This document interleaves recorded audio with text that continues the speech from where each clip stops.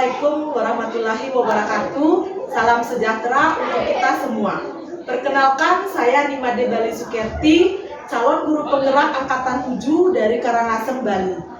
Pada kesempatan kali ini, saya akan melakukan wawancara dengan dua kepala sekolah, yakni Bapak Dr. Iwayan Sarye, SPD, MAG, MPD, selaku Kepala Sekolah di SMP Negeri 2 Abang, dan Bapak Imade Mawe, SPD, MPD, selaku Kepala Sekolah di SMP Negeri 4 Abang, terkait dengan pengambilan keputusan di sekolah yang beliau pimpin. Berikut adalah wawancara kami. Selamat pagi, Bapak.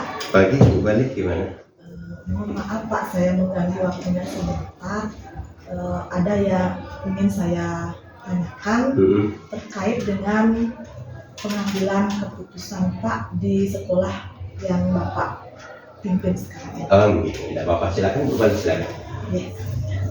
Nah, di sini kan dalam Bapak memimpin instansi, mungkin Bapak mengalami atau menjumpai beberapa permasalahan, Pak ya. Nah, dari permasalahan-permasalahan tersebut, pernah nggak Bapak memiliki dilema dalam menyelesaikan permasalahan tersebut? Benar ya, jadi setiap instansi pasti ada masalah dan terkadang juga pasti ada dilema untuk memutuskan masalah itu yang terbaik seperti apa, Bu Balik. Seperti itu misalnya. Ya.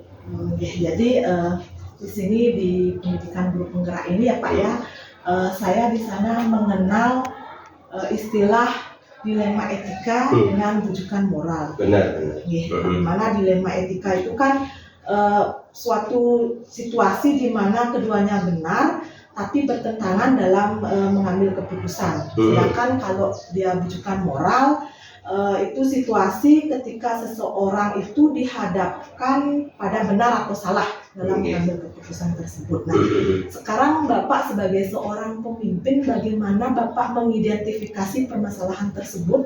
Apakah itu merupakan dilema etika ataupun rujukan moral?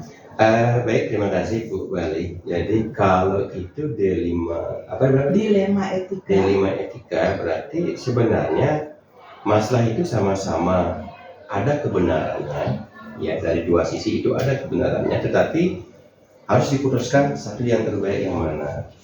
Ya itu kalau dilema ya. Terus sedangkan untuk yang lagi satu apa paling rujukan moral? Nah, rujukan moral itu mesti ada kepastian daripada apa yang mesti kita ambil dalam memutuskan suatu masalah. Itu biasanya boleh. Berarti Bapak di dilema etika itu Bapak masih mempertimbangkan ya pasti, dalam mengambil keputusan tersebut. Karena kan dua-duanya benar, dua-duanya logikanya masuk, dua-duanya ada kebenarannya, tapi dua ini harus dicari satu yang mana yang kita akan ambil untuk kebaikan bersama kan gitu. Nah, kemudian pada saat Bapak menghadapi dilema etika ini ya Pak ya, bagaimana Bapak mengambil keputusan? Ya, terutama untuk kasus-kasus di mana ada dua kepentingan yang sama-sama benar kemudian mengandung nilai kebajikan yang sama. Iya. Memang apapun masalah itu, apalagi ini dilema ya, itu harus betul-betul kita pikirkan dengan baik. Tapi kita tidak bisa putuskan sendiri. Karena organisasi apapun itu keputusan ada pada musyawarah kita, terutama ke teman-teman gitu. Jadi pasti setelah saya pikirkan, saya cari momen yang tepat untuk diskusi, untuk memberikan argumen mana yang akan kita pilih. Berarti Bapak mengadakan diskusi dengan teman-teman semua. Ya? Iya. Kemudian untuk langkah-langkahnya mungkin Pak yang biasa Pak lakukan dalam. Iya. Langkah-langkahnya pertama kita kan identifikasi dulu, ini masalah apa sih, pihak A usulnya apa sih, pihak B usulnya apa sih gitu ya. Kita analisis, kalau pihak A positif negatifnya seperti apa, pihak B positif negatifnya seperti apa. Kita buat dulu kajian logikanya, setelah itu kita minta pendapat teman-teman utamanya Wakasek. Kita rapatkan, kita ajak diskusi, kita berikan positif negatifnya, karena sebuah kebijakan pasti ada positif negatifnya. Tidak akan ada sebuah kebijakan yang sempurna, tetapi dengan musyawarah mufakat kita berusaha mengambil dampak negatif yang tersedikit, itu yang kita pilih gitu. Ya, jadi langkah yang Pak lakukan di awal dengan mengidentifikasi, kemudian menganalisis, terus Ya, bermusyawarah bermusyawarah dengan dengan Pak ya. teman-teman. Ya. Kemudian hal-hal apa saja yang selama ini Bapak anggap efektif dalam pengambilan keputusan pada kasus-kasus dilema etika, Pak? Kayak tadi, sepanjang itu kita diskusikan dengan teman-teman, itu yang paling efektif. Walaupun kita punya kebenaran A, tapi belum tentu menurut teman-teman itu A gitu. Jadi karena yang akan action di lapangan kan teman-teman. Namun tetap kita arahkan sesuai dengan koridor, jangan sampai melanggar rambu-rambu yang ada. Tetap yang paling efektif ya kita minta pendapat teman-teman, karena mereka yang akan bergerak. Ya, jadi di sini yang Bapak anggap efektif itu dengan bermusyawarah ya, karena teman-teman yang akan melakukan actionnya di lapangan seperti itu Pak ya. Nah kemudian dalam pengambilan keputusan tersebut, apakah menurut Bapak ada tantangannya sebenarnya? Oh pasti kan, karena manusiawi, siapapun itu orangnya pasti ada rasa nggak enak ya apabila ide-idenya tidak kita akomodir. Namun saya yakin teman-teman dewasa pasti sementara aja itu, habis saja masalah kita diskusikan dengan baik, kali semoga ada solusi yang terbaik, pasti ada, nggak mungkin kan. Namun kayak tadi kita musyawarahkan, kita keluarga, jadi sejelek apapun keluarga kita bina sama-sama gitu sebenarnya. Baik Pak. Nah kemudian apabila Bapak menemukan permasalahan tersebut, apakah Bapak akan langsung menyelesaikan permasalahan tersebut atau Bapak mungkin memiliki jadwal? Nah untuk membicarakan dengan pihak-pihak terkait mungkin kapan ini waktunya seperti itu? Oh iya, pasti jadwal dong. Nggak bisa langsung kita harus jadwal ya. Karena harus cari timing yang terbaik. Memecahkan suatu masalah itu harus terjadwal dengan baik dan kondisi yang terbaik juga agar mendapat jawaban yang terbaik. Nggak bisa ojok-ojok langsung enggak. Oh berarti bukan seperti misalkan ada permasalahan yang Bapak hadapi, terus langsung di tempat itu langsung enggak, waktu itu bukan seperti itu ya? Jangan dulu ya. Sebab kita perlu analisis lebih jauh gitu. Apalagi itu kebijakan kan perlu diskusi. Tapi tidak boleh lama juga. Ya tidak berlarut ya gitu. Seperti itu Pak ya. Yeah. Nah kemudian Pak kalau menghadapi permasalahan seperti itu, siapa-siapa saja mungkin yang Bapak ikut sertakan atau libatkan dalam pengambilan keputusan? Secara umum biasanya kan yang paling sering kita libatkan kan staf pimpinan nih awak kasep, tetapi juga ditambah dengan semua stakeholder yang terlibat dalam pengambil keputusan. Utamanya yang punya ide tadi pasti kita libatkan. Jadi intinya ya garisnya kita ketua kasep, staf pimpinan, teman-teman tambahan yang akan menyelesaikan masalah itu. Kayak tadi aja kan ada wakase, ada tim bos. Jadi kita tim bos yang akan bergerak, tapi wakase yang akan ikut mendiskusikan seperti itu. Seperti itu kolaborasi artinya. Jadi ada kolaborasi Iya, sana Pak ya. Kolaborasi ya. Baik Bapak, dari apa yang telah sampaikan Pak dari awal ya, kira-kira pembelajaran apa yang Bapak bisa petik dari pengalaman Bapak dalam mengambil keputusan terkait dilema etika ini Pak? Pelajaran adalah pertama kita mesti mengutamakan musyawarah ya dalam mengambil keputusan, ketenangan pikiran, kejernihan dan kebersamaan. Ya itu yang mesti kita kedepankan sehingga apa program kita bisa berjalan dengan baik. Demikian sih Bu Ali ya. Jadi yang pertama itu mengutamakan musyawarah, kemudian kebersamaan juga Pak untuk menemukan solusi yang terbaik. Nih baik Bapak, terima kasih Pak atas waktunya. Ya, sama-sama. Mungkin lain kali saya mengajak Bapak diskusi kembali Pak ya. Semoga sukses ya. Maaf yang mengganggu waktunya sebentar Pak ya. Tidak apa-apa, apa yang bisa saya bantu? Begini Pak, kebetulan saya di pendidikan guru penggerak, saya ada tugas untuk mewawancarai kepala sekolah. Untuk itu dia mohon kesediaan Bapak untuk lagi sebentar yang wawancara. Bisa ya Pak ya? Siap. Baik. Sebisa mungkin saya akan bantu. Baik, terima kasih Pak. Ya, sama-sama. Mungkin bisa dimulai ya Pak ya? Silakan langsung. Nah, selama ini Bapak sebagai kepala sekolah, baik di instansi ini ya, ataupun di instansi-instansi lain, pernah nggak Bapak menghadapi suatu permasalahan di mana di dalam permasalahan tersebut, dalam pengambilan keputusannya Bapak mengalami dilema seperti itu? pastinya pernah gitu ya. Kebetulan di sekolah sebelumnya, karena di sini saya baru 2 bulan, sementara belum ketemu, tetapi di sekolah sebelumnya sudah, dan beberapa kali sudah menemukan permasalahan seperti itu. Nah, kebetulan Bapak ini kan guru penggerak juga ya di angkatan 4. Nah, Bapak kan dalam mengambil sebuah keputusan di sana nanti ada istilah yang disebut dengan dilema etika dan juga bujukan moral ya Pak ya. Ya. Nah, sekarang sebagai seorang kepala sekolah, bagaimana Bapak mengidentifikasi permasalahan tersebut sehingga bisa Bapak menggolongkan yang mana termasuk permasalahan dilema etika ataupun bujukan moral? Ya, sesuai dengan pengertian atau pemahaman saya dalam menganalisa atau mengidentifikasi kasus yang saya dapatkan di sekolah, apakah tergolong ke dilema etika ataupun bujukan moral, saya mencermati dua situasi yang terjadi. Seandainya situasi itu berhadapan yang bertentangan itu adalah keduanya mengandung nilai kebenaran, maka saya kategorikan ke dilema etika. Sementara kalau kasus yang saya temukan dan bertentangan, satu situasi itu adalah mengandung nilai kebenaran, sementara yang situasi kedua mengandung nilai salah, itu saya pastikan merupakan kasus bujukan moral. Ya, berarti Bapak melihat dulu kalau dia dalam pengambilan keputusannya satu keputusan benar, yang lain juga masih bisa dilakukan dianggap benar, berarti itu dilema etika seperti itu Pak ya. Nah, kemudian dengan menghadapi dilema-dilema yang seperti itu Pak, bagaimana Bapak menjalankan atau menjalankan keputusan terutama untuk kasus-kasus di mana ada dua kepentingan yang memiliki nilai-nilai kebajikan.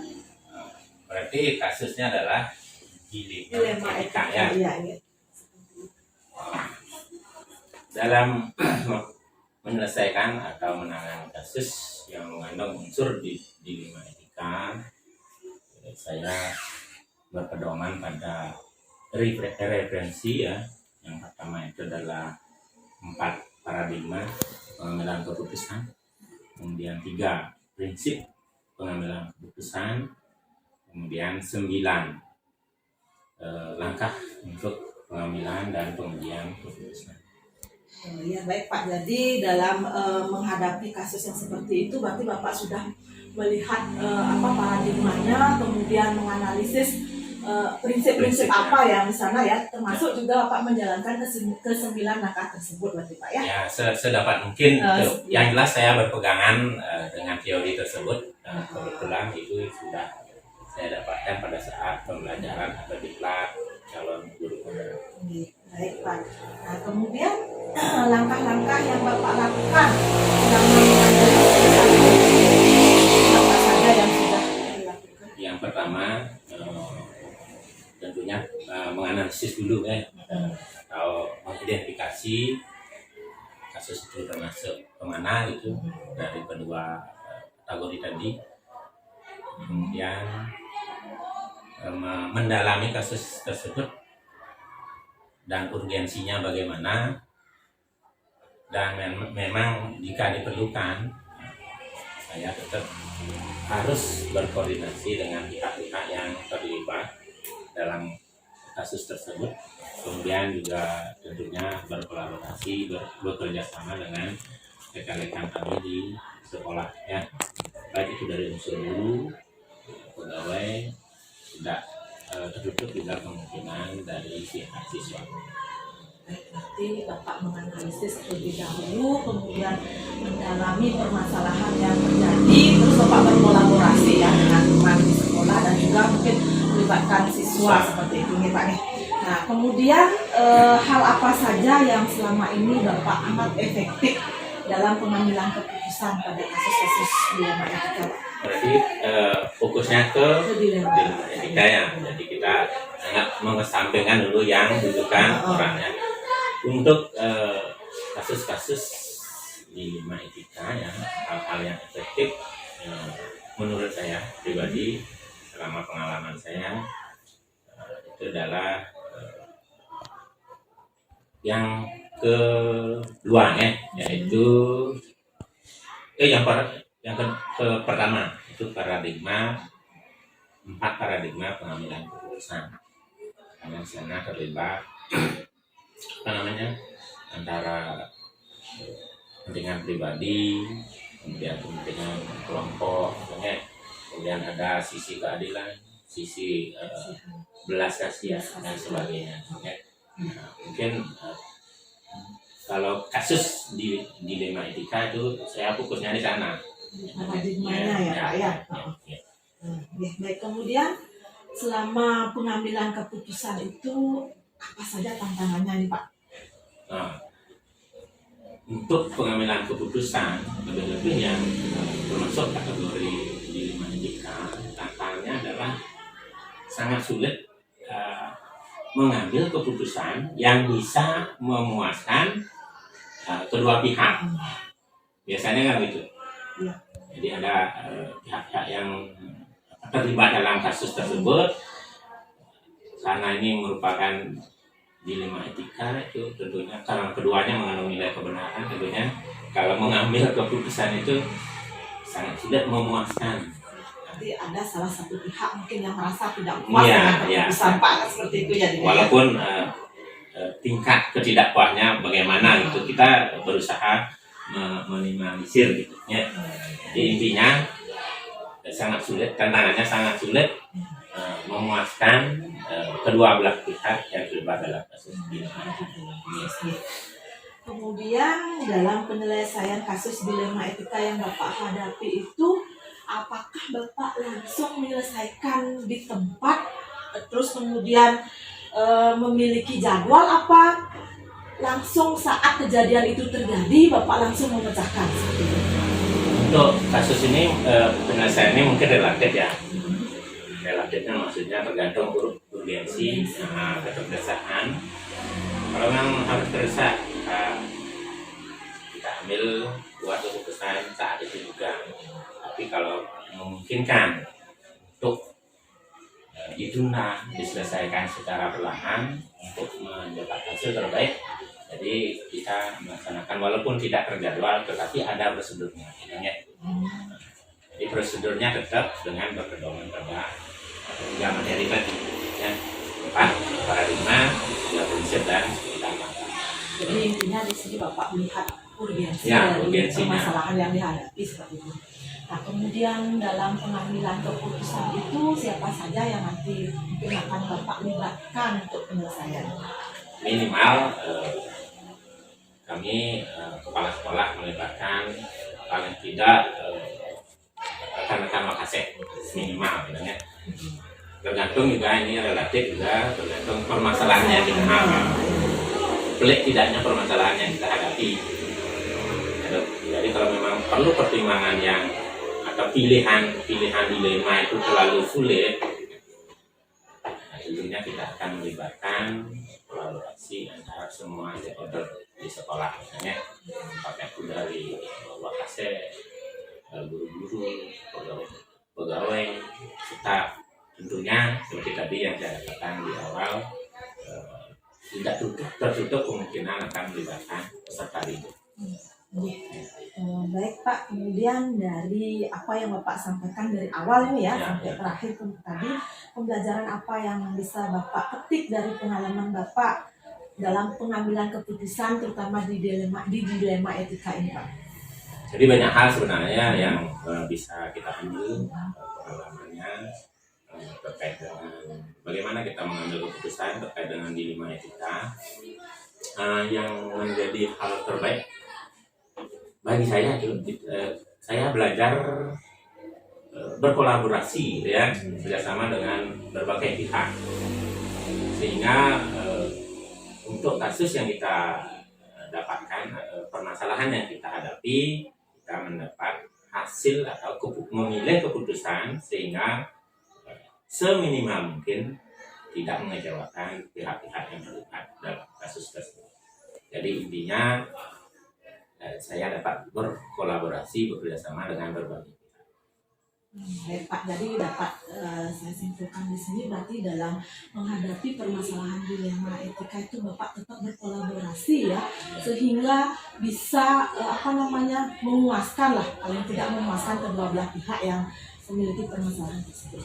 Kalau tidak memuaskan, paling tidak mengurangi ketidakpuasan. Mengurangi ketidakpuasan. Iya. Baik, terima kasih Bapak untuk jawaban yang dari pertanyaan yang saya sampaikan.